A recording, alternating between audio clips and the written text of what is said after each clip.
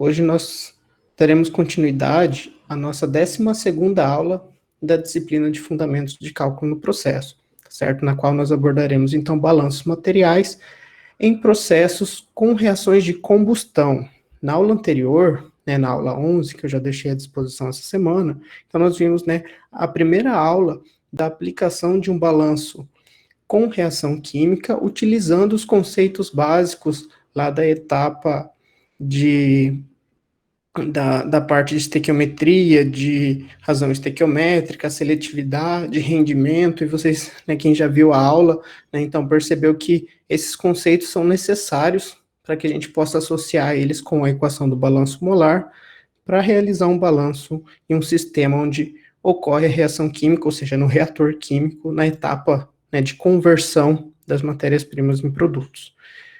E hoje nós daremos continuidade vendo um sistema um pouco mais específico de um sistema reativo, que seriam sistemas com reações de combustão. Tá? Eles merecem uma atenção especial aí por conta de algumas classificações e por conta também de ser utilizado muitas vezes processos com ar em excesso, e daí essa relação de ar em excesso e de cálculos envolvendo a fração da composição do ar, oxigênio, nitrogênio, isso daí a gente precisa ver com um pouco mais de calma, que não é algo comum para outros sistemas de reação, mas para combustão é muito comum, e é uma área que provavelmente muitos engenheiros químicos estão atuando e vão estar atuando, então a gente precisa ter essas relações estequiométricas e conhecer algumas diferenças na classificação desse tipo de sistema de reação com reação de combustão, certo?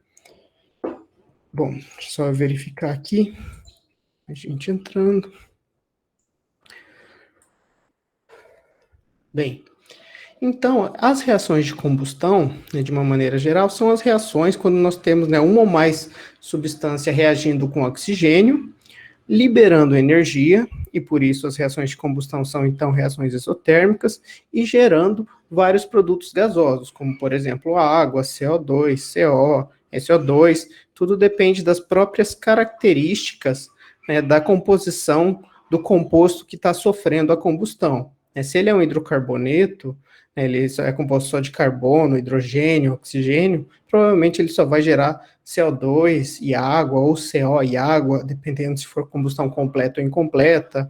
Se ele tiver enxofre em sua composição, pode gerar gases do tipo SOX, SO2, SO3. Se ele tiver nitrogênio, pode gerar gases do tipo NOx, NO, NO2, assim por diante. Mas então, sempre essa reação, ela se baseia em que o composto vai reagir com oxigênio, vai ter uma fonte de ignição ali no meio, vai fazer a geração de energia e desses produtos gasosos. E a maioria desses processos de combustão acabam utilizando o ar como fonte de oxigênio, certo? Então, como eu comentei, já que para combustão precisa oxigênio estar presente para que a reação ocorra, eu preciso adquirir esse oxigênio de alguma forma. E a forma mais comum e mais viável, e não posso nem dizer barata, porque é praticamente de graça, a gente só precisa de um sistema de ventilação, de compressão, de empurrar esse ar para dentro do processo, ele está disponível na atmosfera para a gente usar ele na reação. A não ser casos mais específicos, onde, por exemplo, o nitrogênio não seja inerte, ele possa impactar a reação ou causar alguma complicação na reação, daí é necessário utilizar oxigênio puro, e nesse caso, então você precisa adquirir, ter na indústria à disposição oxigênio, que aí é um processo, então, que vai ser mais caro por conta do preço, do custo de aquisição do oxigênio, e você tem que ter o cuidado de realmente ter esse oxigênio em condições de pureza adequada para a reação. Mas quando isso não é necessário, normalmente, sempre que possível, utilizamos o ar. E o ar, nós podemos, então, classificar ele como uma mistura, tá bem? E ele tem uma composição média aproximada, que nós podemos aproximar, e nós sempre utilizaremos essa aproximação aqui nos nossos cálculos, de 79% de nitrogênio e 21% oxigênio, tá? Isso em composição molar.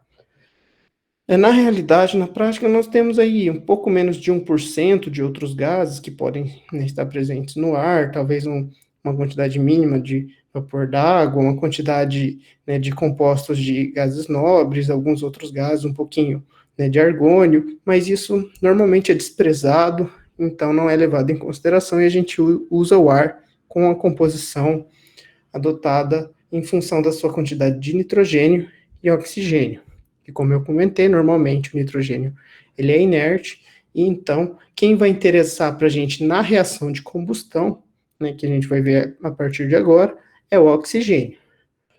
A massa molecular média do ar, já que nós podemos tratar ele como composto, como uma mistura, é uma massa molecular calculada a partir, então, da média ponderada das massas moleculares do nitrogênio e do oxigênio. E nós temos, então, a massa molecular do nitrogênio, né, 28 gramas por mol, e do oxigênio, 32 gramas por mol. E, então, fazendo uma média ponderada aqui com a composição do ar, nós podemos adotar e utilizar a massa molar média do ar como 29 gramas por mol, tá certo? Isso vai ser útil porque daí a gente tem condição de fazer a conversão direta da quantidade de ar em base mássica para base molar, ou de base molar para base mássica, sem precisar se preocupar em converter individualmente as quantidades de nitrogênio e oxigênio para depois voltar para a quantidade de ar. Então, se a gente parte aqui da consideração de que a gente pode utilizar essa massa molecular média para o ar, já facilita também os nossos cálculos.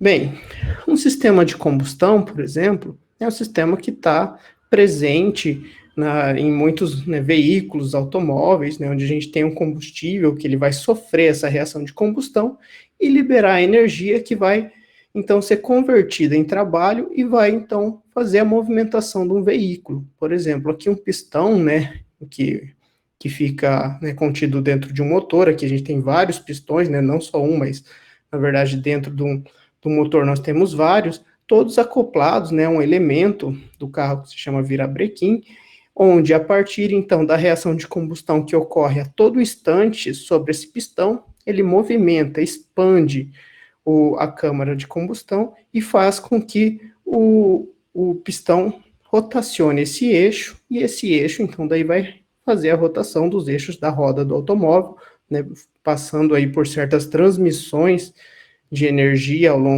de energia mecânica ao longo do processo, e a roda vai girar, então, em função das reações que estão acontecendo. No caso aqui da reação de combustão de combustíveis, né, em automóveis, nós precisamos, né, de um elemento de ignição, que é normalmente uma faísca que é, então, soltada, alimentada dentro da câmara de combustão, e a partir dali a reação ocorre, né, a liberação de energia da reação ocorre, e essa energia, então, obriga o sistema a se expandir e o pistão a fazer a transformação dessa energia que ele recebe em energia mecânica. E isso é o que acontece em muitos processos da indústria. Na indústria, principalmente na produção de vapor, que é a parte da indústria onde é queimado algum material combustível para geração de vapor, nós temos reação de combustão, ou mesmo quando nós queimamos algum tipo de combustível na forma de um hidrocarboneto, seja, né, gás de cozinha, né, propano, butano, né, qualquer composto orgânico que possa sofrer uma reação de combustão, pode ser um combustível e está sendo utilizado, então, para geração de energia a partir de sua queima. E uma vez que essa reação ocorre, para que seja possível fazer um balanço de massa e determinar a quantidade de gases que são gerados, ou a partir da medição da quantidade de gases, se determinar o quanto de combustível foi consumido, normalmente nós utilizamos aqui algumas nomenclaturas e alguns parâmetros que podem ser diferentes dependendo do processo. Também as três principais nomenclaturas que nós utilizamos para classificar a composição de um gás efluente de uma reação de combustão são a análise de Orçat, a análise do gás de chaminé e a análise de gás dessulfurizado em base seca, tá certo? Basicamente, o que muda é a forma de representar quem a gente leva em consideração na hora de analisar a composição. Isso se deve também devido aos equipamentos que a gente tem à disposição para mensurar os compostos desses gases que estão sendo emitidos. Nem sempre, né, o equipamento ele consegue determinar ou quantificar todos, porém, ele conseguindo quantificar apenas alguns, muitas vezes pela estequiometria, né, pelo balanço molar, a gente consegue predizer, estimar os outros também, tá certo? Então, a análise de gás de chaminé, ela faz uma consideração para a composição do gás que está sendo emitido, considerando todos os gases, né? Principalmente mesmo quando a gente tem gases do tipo SO2 sendo emitidos, né, nós chamamos que a análise de gás de chaminé ocorre quando nós representamos a composição do gás na saída, considerando todos esses gases. E o que diferencia das outras duas é que na análise de Orçat nós desprezamos a água, tá certo? Então, nós representamos a composição somando 100% sem considerar a água, porque o equipamento que faz essa análise de Orçat, né, que é o equipamento de Orçat, ele não mensura a água, e daí os resultados são apresentados só em termos desses elementos sem a água, né? É mais ou menos, né, uma analogia ao que nós vimos, né, lá nas aulas anteriores, de fazer análise da composição em base seca, tá certo? Desconsiderando a água ali na composição. E análise de gás desfurizado em base seca, né, fazer análise desconsiderando compostos, né, sulfurosos. E isso é frequentemente feito, principalmente, na verdade, feito de forma automática, quando a gente não tem a formação desse tipo de gás. Mas se a gente tem e é utilizado algum equipamento para fazer essa medição, ou a representação do gás na saída da combustão não possui a quantidade de CO2, nós chamamos então de análise de gás dessulfurizado em base seca. Tá bem? Daí consideramos apenas o nitrogênio, que normalmente atua como inerte, como a gente comentou, o oxigênio que sobra, porque a combustão pode não ser completa e nem a reação de combustão ocorrer com 100% de conversão, então pode sobrar oxigênio como produto, e CO e CO2, né, oriundos aí das reações de combustão completa e incompleta. Bem, é justamente isso então que a gente vai diferenciar agora. Nós dizemos que um determinado processo ele sofre combustão completa quando ocorre somente a formação de CO2, e que ele sofre combustão incompleta quando é gerado, né, produzido tanto CO, tanto monóxido de carbono, quanto CO2, quanto dióxido de carbono. Então, quando a gente tem esses dois gases, nós dizemos que a reação que ocorre é uma reação de combustão incompleta, e, portanto, nós temos duas reações do combustível ali dentro do sistema, não apenas a reação que forma CO2, mas também a reação que forma CO e água.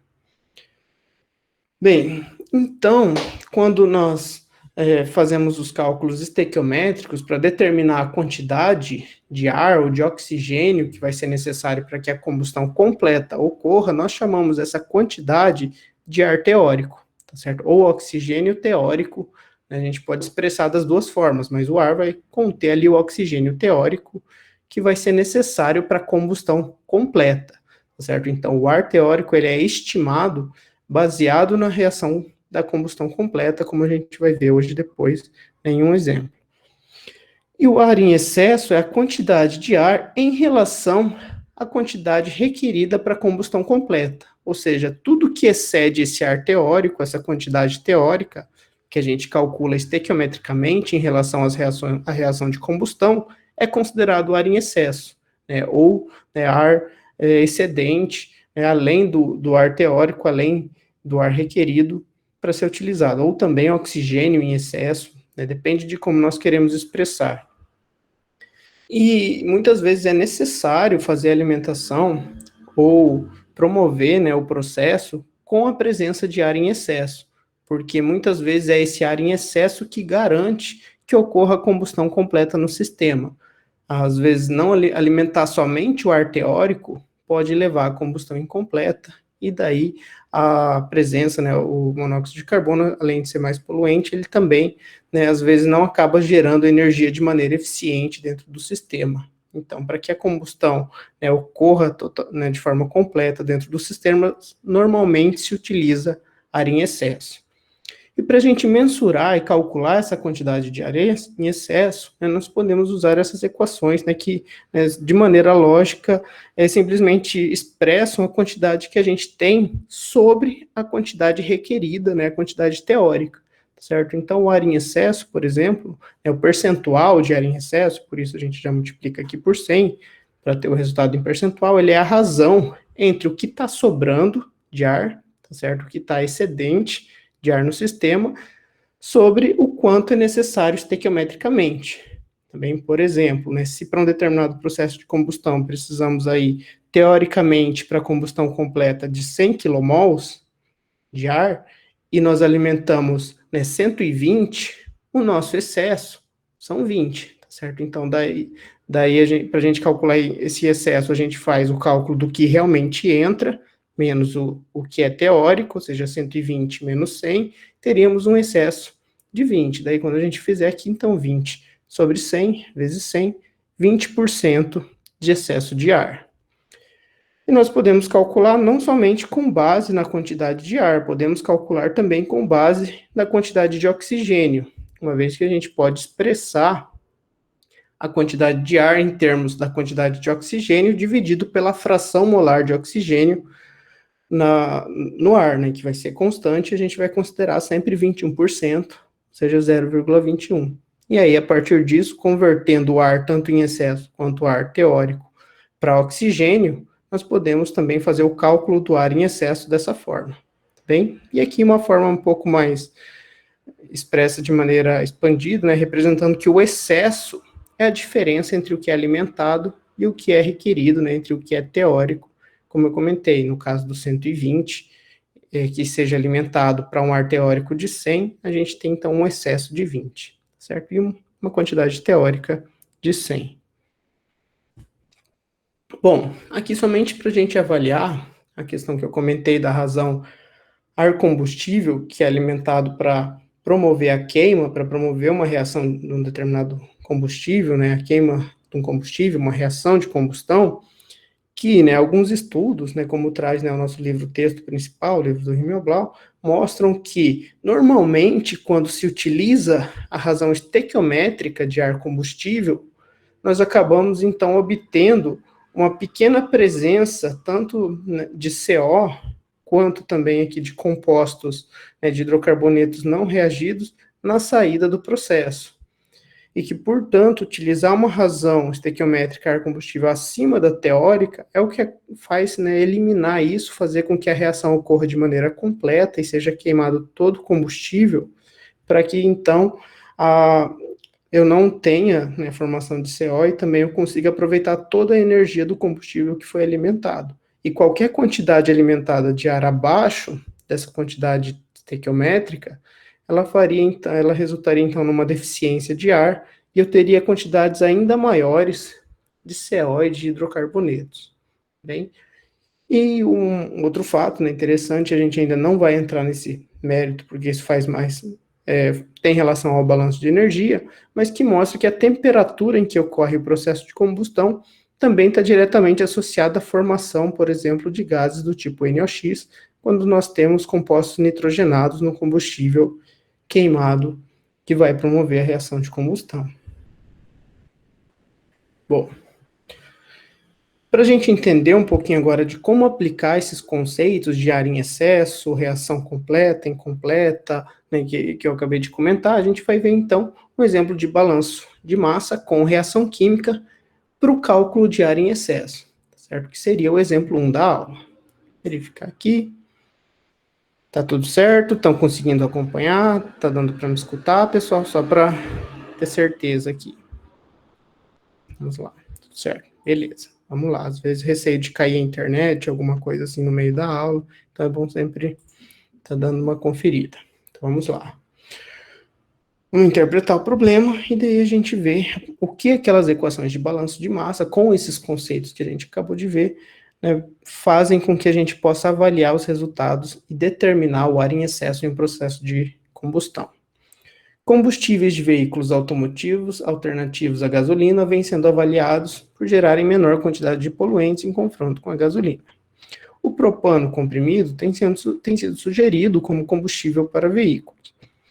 Suponha que em um teste, 20 kg de propano são queimados com 400 kg de ar para produzir 44 kg de CO2 e 12 kg de CO.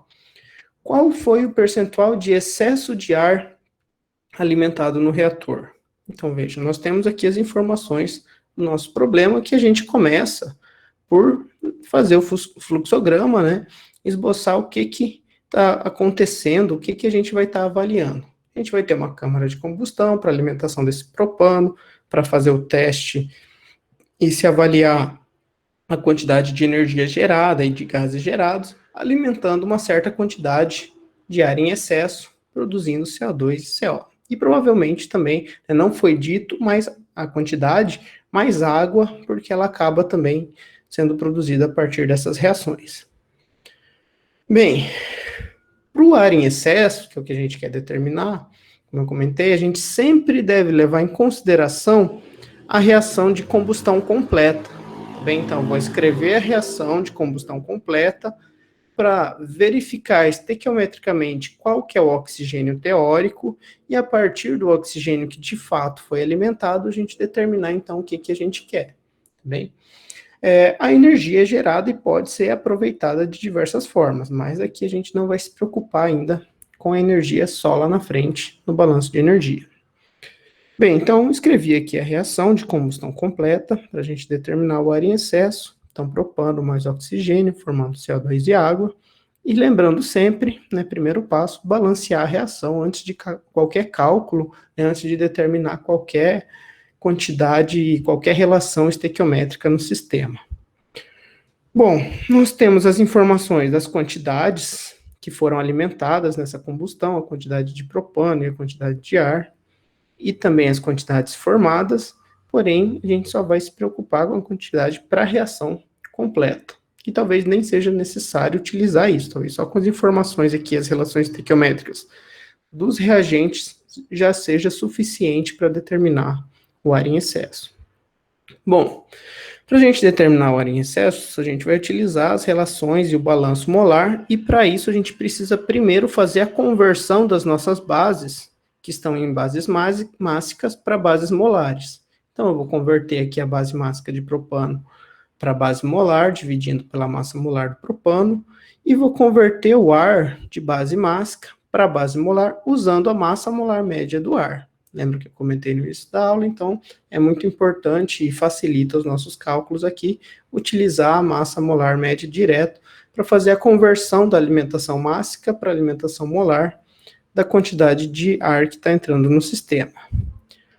E com isso eu consigo determinar a quantidade de oxigênio que está sendo alimentado. Se eu conheço a composição do ar, né, sempre considerando oxigênio e nitrogênio, basta eu multiplicar pela fração de oxigênio para obter a vazão molar de oxigênio, ou multiplicar pela fração molar de nitrogênio, que seria 0,79, para determinar a quantidade de nitrogênio.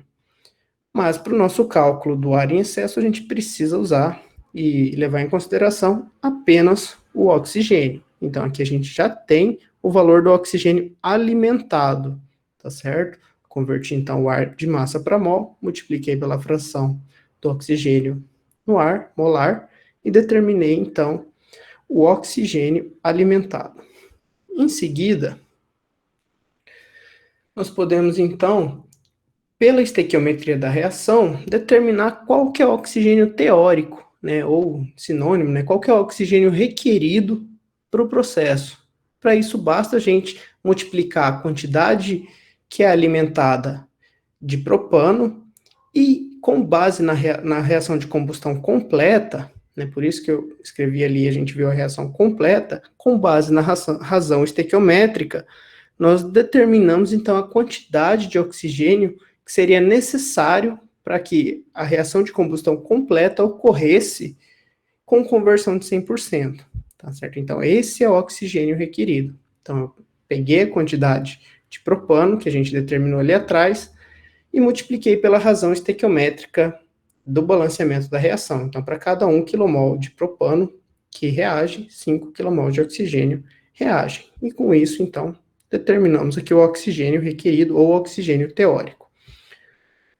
O oxigênio em excesso é o alimentado, que a gente já determinou ali atrás, fazendo a conversão da vazão mássica de ar para vazão molar, menos o oxigênio teórico, o oxigênio requerido. Então, 2,90 menos 2,25, 0,65 kmols de O2 é a quantidade de oxigênio em excesso.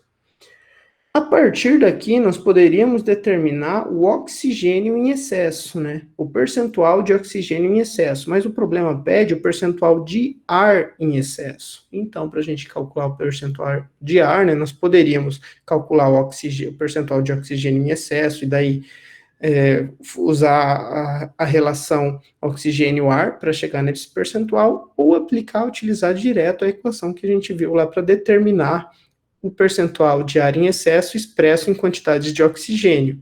E daí, então, substituindo aqui a quantidade de oxigênio em excesso, que eu determinei aqui atrás, e a quantidade de oxigênio requerido, eu consigo, então, obter o valor do percentual de ar em excesso. Então, vai ficar 100 vezes 0,65 sobre 2,25, 28,9% de ar em excesso está sendo alimentado no sistema.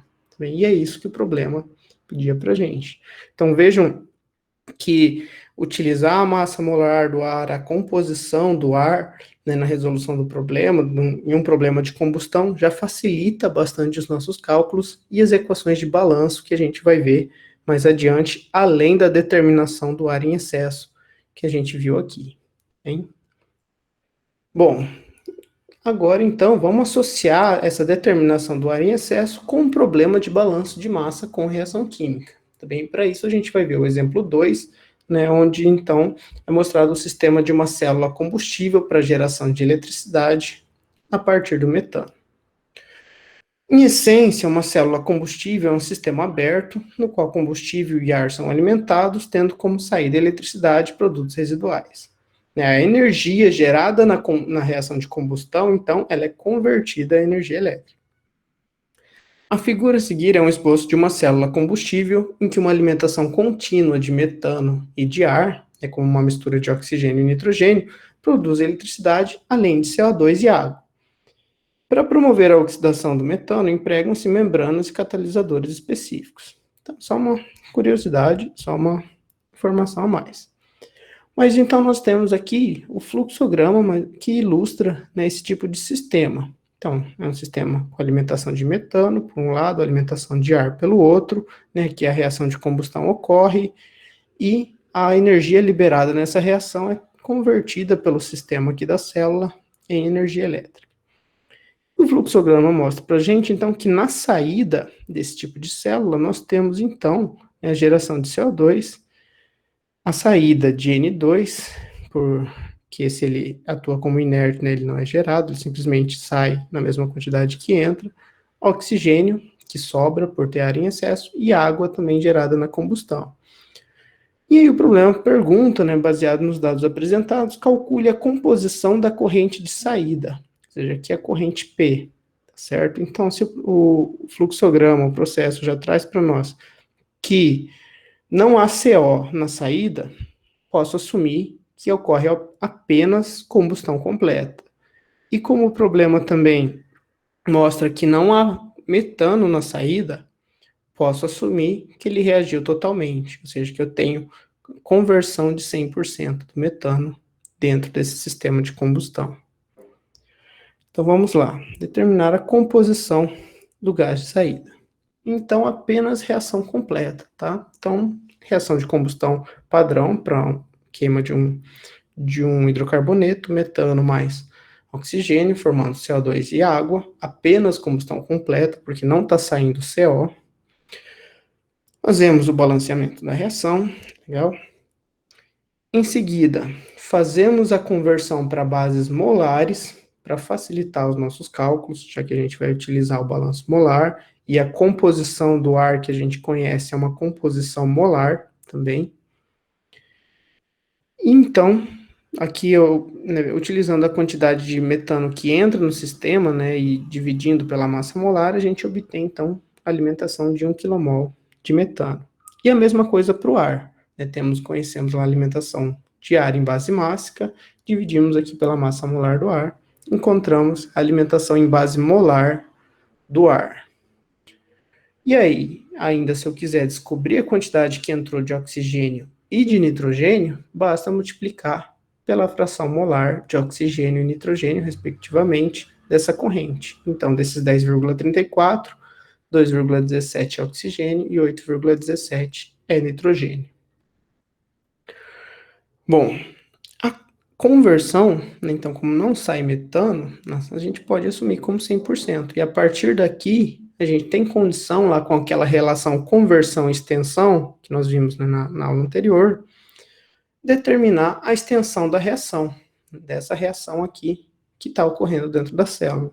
Então, né, a conversão é para o metano, então eu vou usar o coeficiente estequiométrico e a alimentação do metano. O coeficiente estequiométrico dele, -1, é reagente, a quantidade alimentada, 1 kmol, então a extensão de reação é 1 kmol reagindo.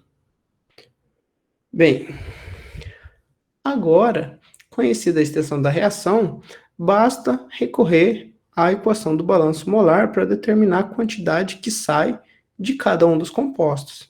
Bem, então eu escrevi aqui a equação do balanço molar, que nós vimos nas aulas anteriores, para os compostos que nós temos no sistema. O nitrogênio, então, a quantidade que sai é igual a que entra, ele não participa da reação. O oxigênio, a quantidade que sai, que nós temos na saída, é igual ao que entra, né, menos 2, que é o coeficiente estequiométrico dele, aqui na equação do balanço molar, vezes a extensão da reação, 0,17 kmol de O2. O metano, né, escrevi aqui só por, né, conveniência para a gente verificar, mas a gente já viu que não saía nada de metano, né, então o balanço dele fica 1 menos 1, que é o coeficiente dele, vezes a extensão. O CO2 na saída, né, ele não entra, então ele somente é gerado, nós só temos o termo da geração do balanço molar associado a ele, então vai ficar 1 vezes 1, sai 1 kmol de CO2, o que é estequiométrico, né, com 1 kmol de metano que entrou, e a quantidade de água na saída igual ao que entrou, mais o coeficiente estequiométrico dela na reação, 2 positivo, né, ela é produto, vezes a extensão da reação, igual a 2 kmol de água. Em seguida, basta daí nós somarmos, então, a quantidade de todos os compostos na saída, na corrente P, que é isso que a gente determinou com o balanço molar, considerando o sistema, né, a fronteira, a nossa célula combustível, onde está ocorrendo a combustão, e somando, então, aqui todos eles, né, não coloquei o metano porque é 0, temos, então, uma saída com uma quantidade, né, em base molar de 11,34 kmols. Então, conhecida a vazão total molar e a vazão individual molar de cada um dos compostos, e essas quantidades, temos condição de determinar o que o problema pede, né, como vimos nos exemplos da aula anterior, a composição dessa corrente de saída. Para composição, basta então dividir a quantidade pela quantidade total da corrente, e aí temos a fração na corrente, multiplicamos por 100, temos o percentual para expressar a composição. Então, para o nitrogênio, teremos uma composição 72,05%, o oxigênio 1,5%, CO2 8,82% e água 17,63%. Bem? Então, pegamos ali as quantidades individuais que determinamos aqui e dividimos pela vazão total, né, a quantidade total na corrente P. Bem, então, determinamos o que o problema queria, a composição dessa corrente, tá certo?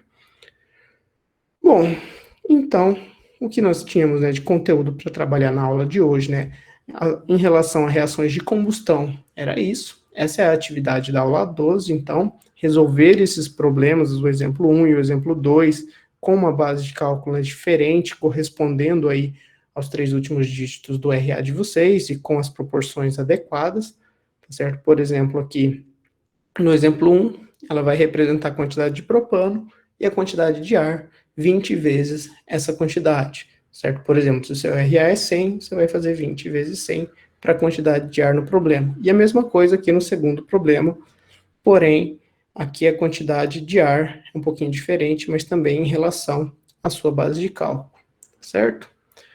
Bem, aqui as principais referências da aula e grato pela atenção da aula, né, do conteúdo. Agora vamos então para uma etapa, né, de perguntas, dúvidas.